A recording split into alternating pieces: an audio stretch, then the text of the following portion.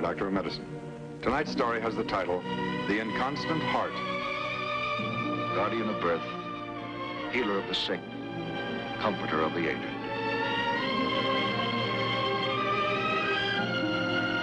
And the qualities of the worthy physician are three: the eye of an eagle, the heart of a lion, the hand of a woman.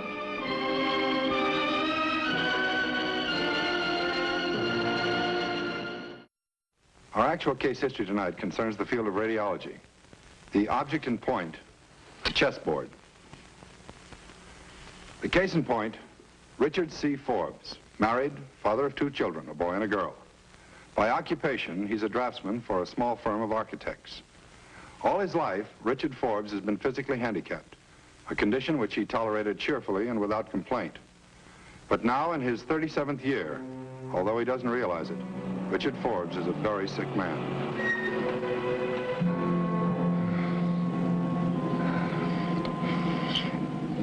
When Daddy comes home, can I go out and play? We'll see. Well, there he is now. Here, Jim. Here. You take this out to him. I'll be right along. It won't be a minute. All right. Now, be careful. Don't spill it now.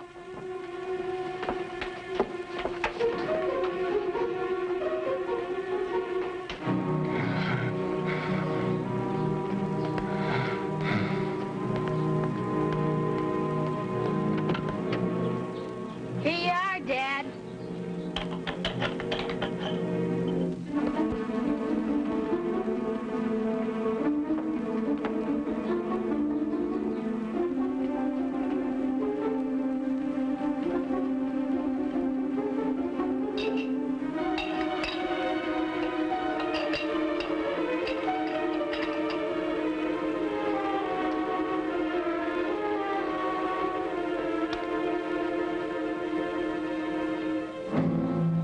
Thank you, Prince Valiant. I shall personally recommend you for the round table. Can you make it now? I've got the oxygen already. Sure, I can make it. Easy now. Lean on me. What's all the fuss? This isn't the first time, won't be the last. That's just it.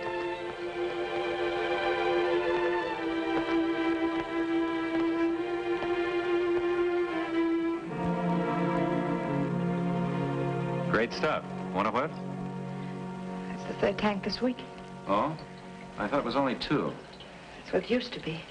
Before that, it was only 1. Well, it's just a spell, weather or something. It'll pass. Dick. Mm-hmm. I want to call a doctor. Oh, no, honey. What's the use of going through all that again? What's the harm? Just to ask. But there's nothing they can do.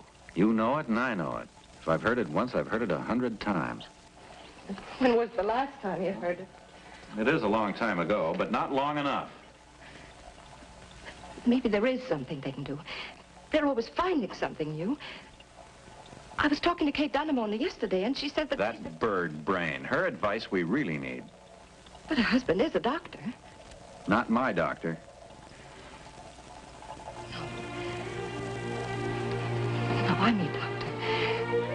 I've nursed you and I've watched over you for 10 years. And I don't want to lose a patient.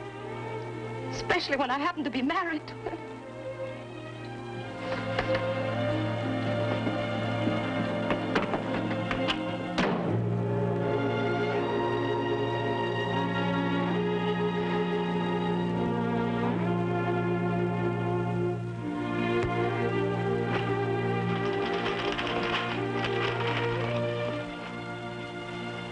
How do you feel? Hmm?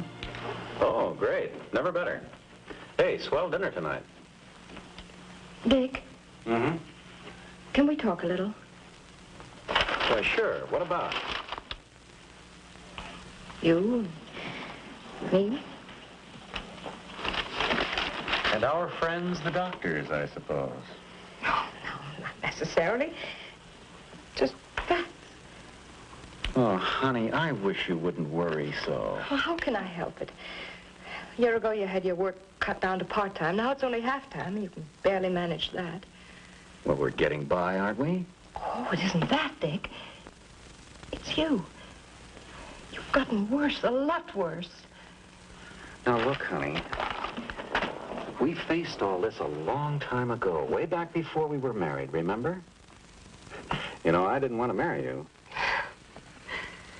And I took advantage of your weakened condition and dragged you to the altar. But we knew what I had, and we knew nothing could be done about it. We knew that I probably couldn't expect to live as long as other people. And when we finally decided, well, we'd made up our minds to just forget about it. To go ahead and have our family and try to live like any other normal people. And if anything was going to happen, well, it would just happen. We decided to be happy in spite of that. I've been very happy, Dottie. Most of the time, I can manage to feel like the Austrian general who said the situation is hopeless, but not serious. But to have a parade of pious sawbones coming around telling me just how hopeless it really is, no, Dottie, no. Maybe they wouldn't say that now. Don't you see, Dick? Just once more. If you won't do it for yourself, do it for us. You've got 2 children and another one. Hey, how is the latest? I haven't thought to ask all day. Fine. I guess. What do you mean? I haven't been feeling too well lately. Well, have you been to the doctor? No, I haven't felt up to it. Well, then have him out here, for the love of Mike. If there's anything, Dottie, anything at all. Yes. Maybe I should. Maybe that's what I ought to do.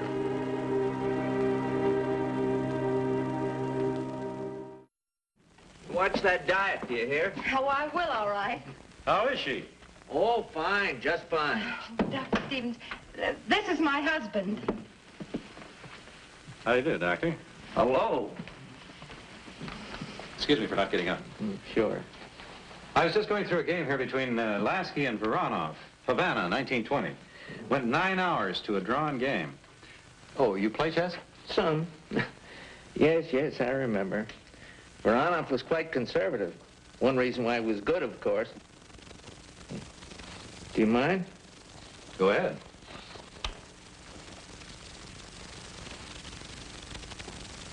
Check. That's not the way Voronov played it. There have been changes in a lot of things since 1920, Mr. Forbes. Would you like to start a game? Fine. Have you got the time? Well, if it doesn't go 9 hours to a draw. If you two will excuse me, I got things to do. Oh, of course. Mr. Forbes, I wonder if you'd do me a favor. Oh, come on now, Doctor. I can smell a setup as well as the next guy. My wife's been after you to look at me. And if she went that far, she's told you how I feel about it. So, now you've seen me. So, everybody's happy. So, you still want to play chess? All right. I'm not going to strap you down and amputate. Put it down to professional curiosity. Do you mind so much? Well, as a matter of fact, I do. But if it'll make you feel better, Doctor...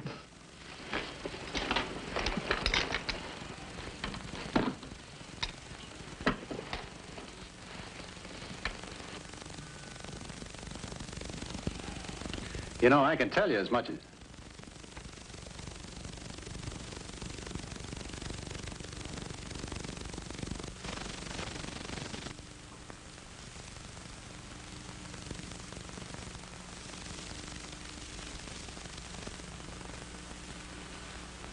You know, I can tell you as much as you'll hear through one of those things. Multiple defects of the heart. Leaky heart, they used to call it. Not enough blood gets to the pulmonary artery and into the lungs. Result, not enough oxygen.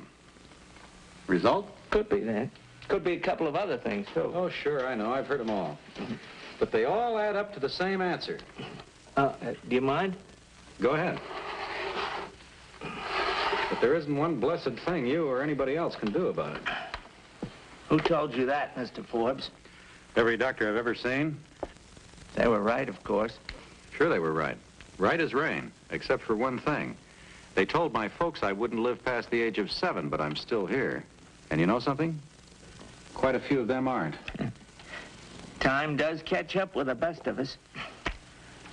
Did anybody ever tell you that as you grew older, certain physical reactions would take place that will tend to aggravate your condition? It's been mentioned, yes. You see, all these years, your body's been trying to compensate, trying to help you out. It's been manufacturing more and more red blood cells in order to bring oxygen to the tissues. By this time, your red blood cells are literally so thick that your heart is having a harder and harder time pumping it through your system.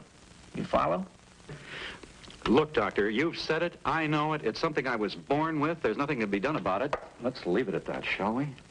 I said your doctors were right in telling you that. And they were. At the time. I don't suppose you have time or inclination to read medical journals. There have been some pretty important advances made recently. Last 2 years. Take radiology, for example. You mean X-rays, stuff like that? X-rays are only a small part of it. It's becoming a tremendous field, actually. You know, Doctor, if you're going to try to tell me that taking X-rays can do something for my heart, I'm going to suspect you're looking for a fee. And I suppose I'll have to tell you free of charge. Recent techniques in the field of medicine and radiology have made it not only possible, but very probable, that a condition such as yours can be permanently corrected. You think so? I think so. And I better tell you something else. Unless something is done, at your present rate of deterioration, my guess is you won't last a year. Possibly 18 months. All right, your move. Hmm?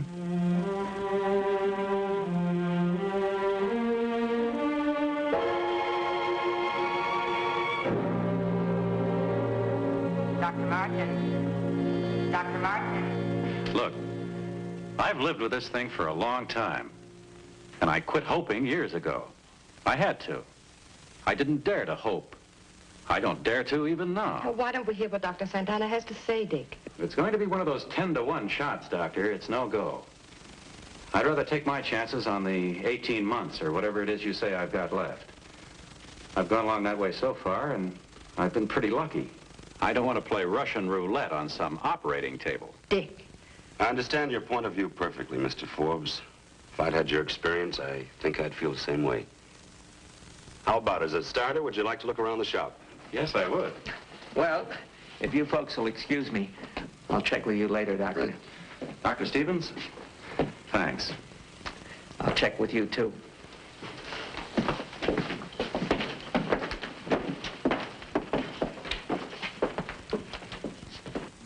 And so, through his skeptic's eyes, Richard Forbes first sees the field of modern radiology.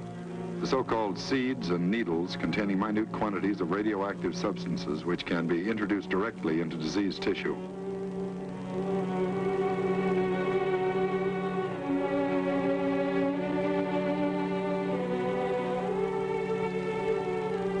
The atomic medicines, used both in treatment and as diagnostic tracer agents.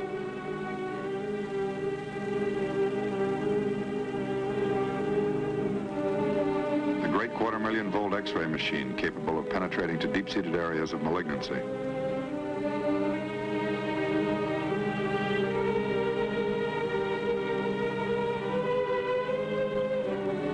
The impressive cobalt bomb, employing radioactive cobalt, and sometimes used to supplement deep X-ray treatment.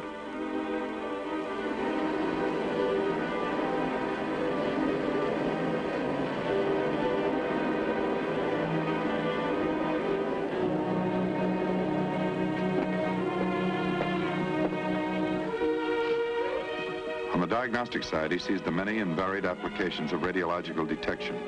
The centiscaler used to check the function of the thyroid gland, operating like a Geiger counter to record the size and condition of the thyroid gland.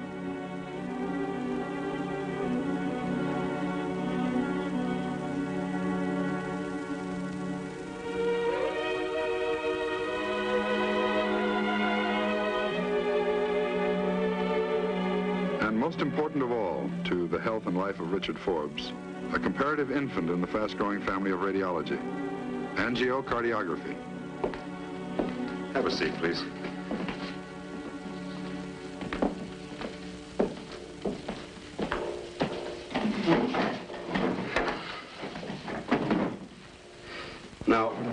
I want to tell you exactly what we propose to do in your case and why we propose to do it. The reason the doctors told you they couldn't do anything for you when you were younger was that they didn't dare to try. They knew that you were born with what you've called a leaky heart. But they couldn't be sure of the exact extent or location of the defect. There's quite a variety of them, you know. Yes, I know. An operation on the human heart is a serious business under any circumstances. If a doctor had to go in and poke around, not knowing what he was going to find or where he was going to find it, the odds were just too great. Loss of blood, shock. He couldn't take the chance. What was needed, and you'll understand this, you're a draftsman, what was needed was an exact blueprint of the heart before surgery.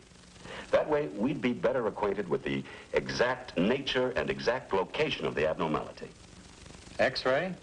No. Old-style X-ray wouldn't do anything for us. The heart, after all, is tissue like any other, only shows up as a shadow. And as for seeing small defects, perhaps not as big around as a lead pencil, it was out of the question. So we had to find a way to introduce something into the heart, something that would show up on X-ray and tell us what we wanted to know. Now, the heart is one organ of the human body that you just can't go sticking needles into, that's for sure. Carefully and painstakingly, Dr. Santana explains to the patient and his wife the diagnostic technique of angiocardiography, a procedure which has greatly increased the accuracy of diagnosis where surgery of the heart is indicated.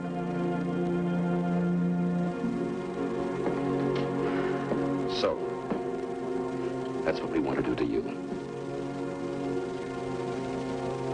Well, I guess we'll just have to buy it, huh?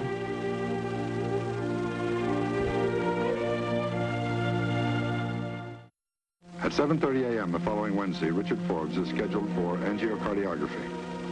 Present are Drs. Stevens and Santana, Dr. Finlay Carter, a cardiologist, an attending nurse, an X-ray technician. A local anesthetic has been administered. The field is the middle left arm. No general anesthetic is needed. The patient will be conscious during the entire course of the operation. Feel anything? Not a thing. Bet you $1 cigar you won't from now on either. Oh, I'm not allowed to smoke, remember? Better take him up on it. Maybe you will be by the time we get through. One of the cubital veins is dissected free for about 1.5 inches of its length. It is tied off at the far end and a small opening is made in the vein.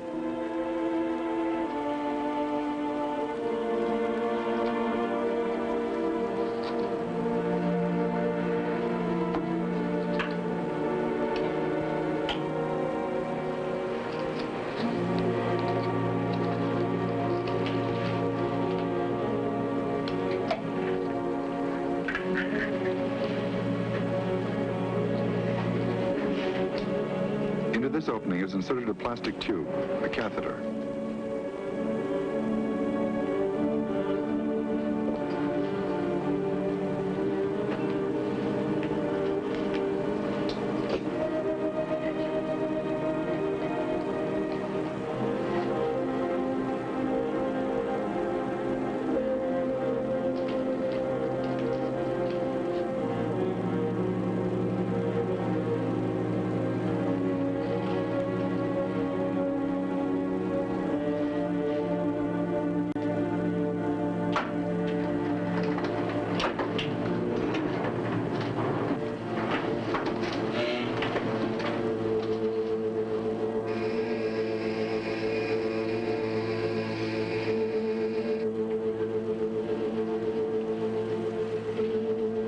Passage upward through the veins. The catheter is under constant observation fluoroscopically. That's it.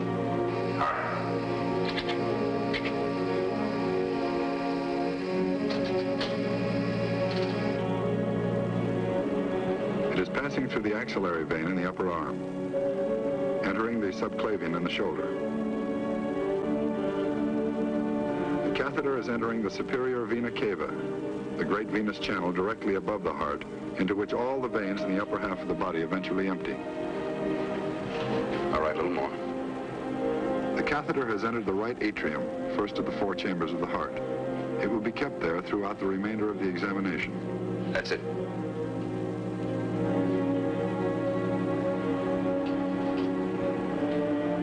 Perfect. What's the score, Doctor? We just stuck that little tube into your heart, that's all. Wouldn't have believed it. Like to have a look? Yeah. It'll be a little fuzzy from where you are, but have a look.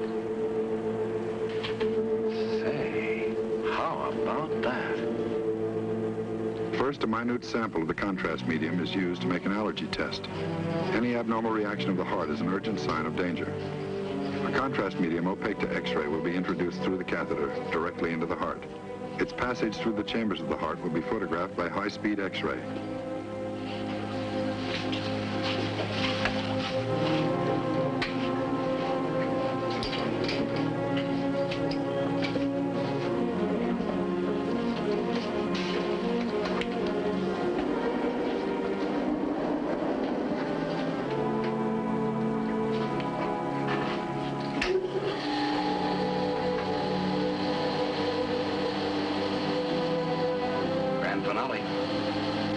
I'm ready if you are. This particular mechanism exposes X-ray film at the rate of 12 a second. It'll sound a little like a machine gun when it goes off, so don't let it scare you. All right.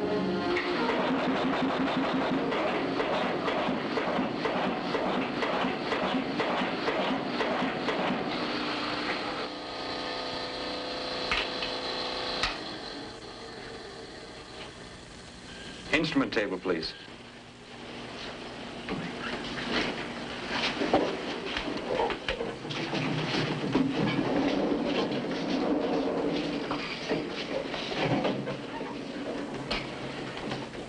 Well, that's it. We'll have the films in about 4 hours, and then we'll know the score. What about that little tube of yours, Doctor? Don't you want it back, or do I get to keep it? Already got it.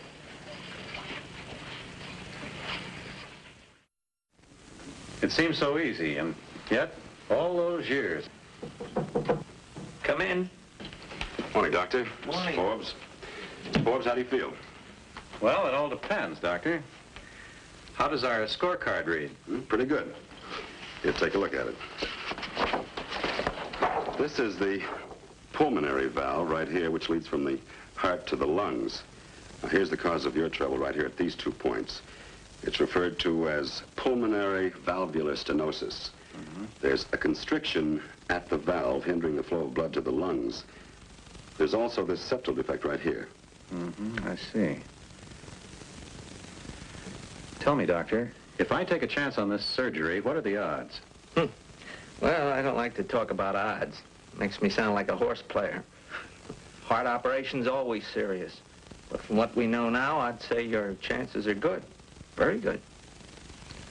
And if I don't take a chance on this surgery? Well, I think we talked about that before.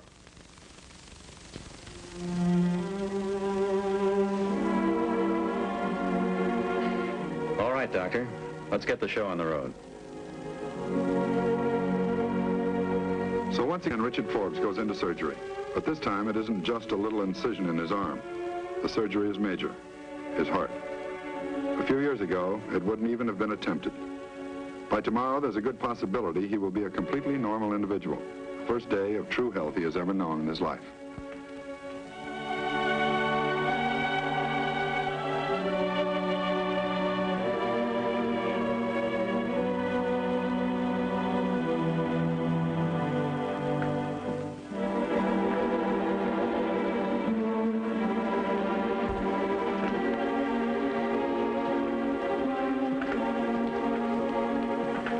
Relax, Mrs. Forbes. It turned out fine. In fact, it couldn't be better. I think tomorrow you'd better come in and see me.